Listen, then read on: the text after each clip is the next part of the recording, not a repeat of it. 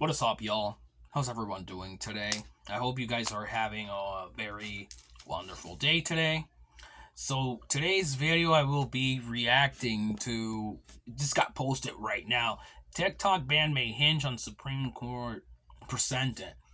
Oh my god. I mean, I keep hearing that TikTok is already getting banned in the US and all that. I mean, not too long ago, my TikTok account got banned, one of my previous ones, where I had like a lot of followers and all that, which it still disappoints me because I worked my bottle off making people laugh and posting content and all that. So let's get to this.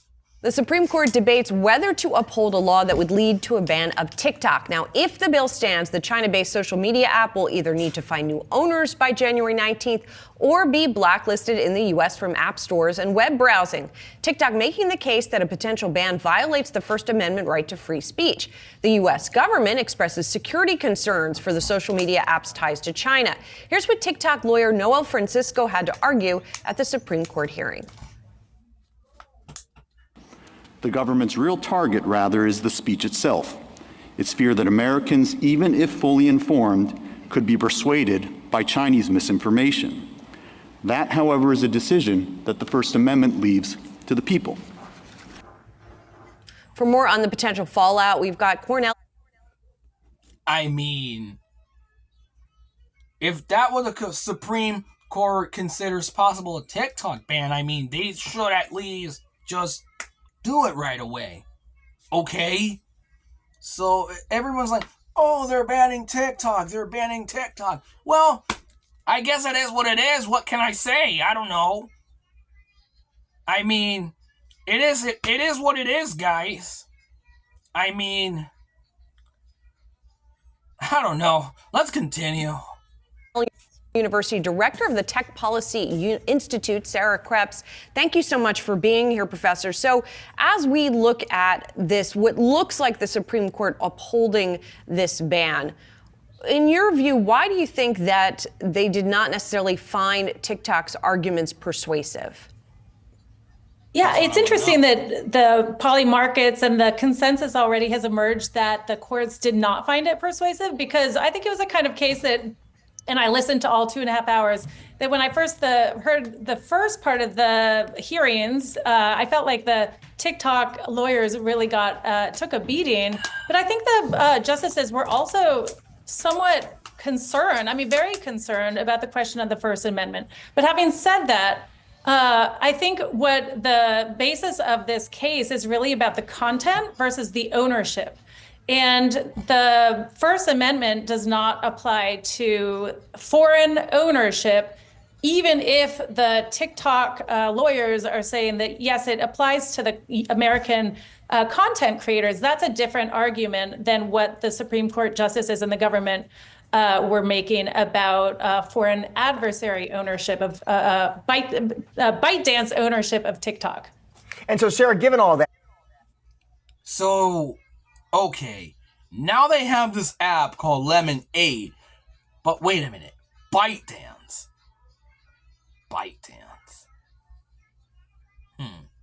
Never heard of it. Because I was looking on Instagram about that not too long ago, about ByteDance. I mean, I don't know what ByteDance is, not unless I find out whether TikTok gets banned or not. So, I mean, I honestly don't know. I mean, it may get banned or it may not get banned by the Supreme Court precedent. So, I mean, I honestly, truly don't know. So I'm just going to continue watching this video. And as Julie's pointing out, that the reports seem to indicate that the Supreme Court voiced skepticism here. But if you were to take your bet, you ultimately think the Supreme Court decides what here, Sarah? I would, having expressed some skepticism about the consensus, the reason why I think that the court will actually uphold the law isn't necessarily about my reading of today, although I do think that the justices in that first part were surprisingly kind of one mind, and which is unusual in an era of polarization. And so there was, I think, that skepticism and that deference to national security So I would expect, though, that they will uphold it. And I think that has more to do not with today's arguments as much as historical precedent, which is the courts, in this 2010 case, Holder v. Humanitarian Law Project, which was cited today, the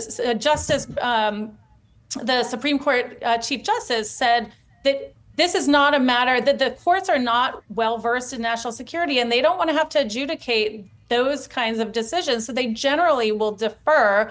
And I think having heard today's arguments where there's that really complex tapestry of technology, of national security, of the First Amendment, and the bipartisan consensus in both the House and the Congress, and the unanimous decision by the lower court, that all seems to point in the direction of the Supreme Court upholding this law. And so does TikTok have any other? I mean, I wonder why they are upholding it. I mean, I really don't understand the context of this, but why are they upholding it? That's what I want to know.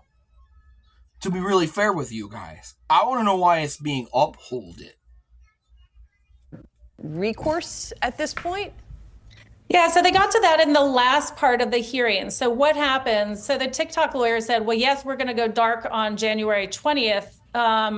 But I don't think this will be the last word. I think there is a sense, and this was brought up in the hearings today, is this just, the Solicitor General said she thinks that this is just, they're playing a chicken game, which is they're waiting for the government to blink, so they're gonna hoping play that it the by courts ear, will blink, and if not, then they're basically going to unveil some sort of quick divestment strategy on January 20th. So I think that's what would happen next, and then we'd be in the next chapter.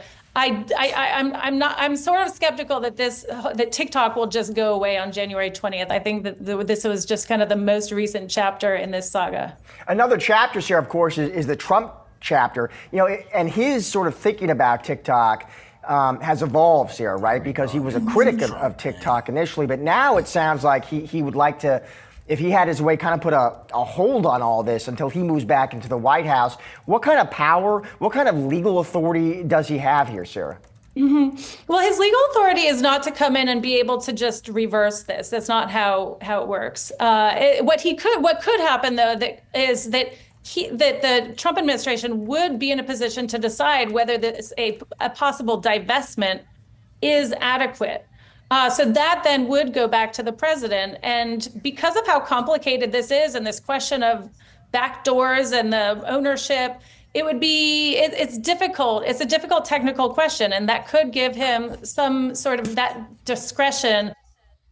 So that's a very tough decision right there. I mean, that's a very tough decision right there, whether they're going to ban TikTok or not. I mean, because they kept on talking about it, like, since last year. We're probably around 2020, I would say, that they were talking about it. So that's a very tough decision right there, I would say. So I don't know how sure I am about this still. To make that judgment about whether this divestment is adequate in terms of mitigating the national security risk. Sarah, are there any implications for other Chinese-owned companies, or is this really just pertaining to TikTok? No, it's a great question, because this came up today in the hearings, which is, well, what about Temu? They have millions of Americans that they get click data from, and what about that? And that's a valid question, but I think was set aside as a difference in kind was the language that the Solicitor General kept using, the difference in kind from what we're talking about here, which is the 170 million Americans access to their data and ability to manipulate the psychology and opinion of those Americans. Sarah Krebs, thank you very much. An important perspective today as we. Wow. This is a very, very interesting topic, I'm not going to lie. To be honest, I really like this topic. I mean, I find it very, very interesting, just so you know, guys. I mean, if they plan to ban TikTok, that's up to the Supreme Court. But if they don't decide to do it, then, oh well. First of all, if they bring ByteDance and replace it with TikTok, That would be very interesting. Let's just say that ByteDance is going to be like TikTok, you know. So, I'm going to end this video right here. So, comment your thoughts on this video, guys. So, stay tuned if you guys want me to react to some other interesting stuff or some random stuff. Let me know in the comments and I will gladly reply to you. So, have a good day, everyone, and peace out.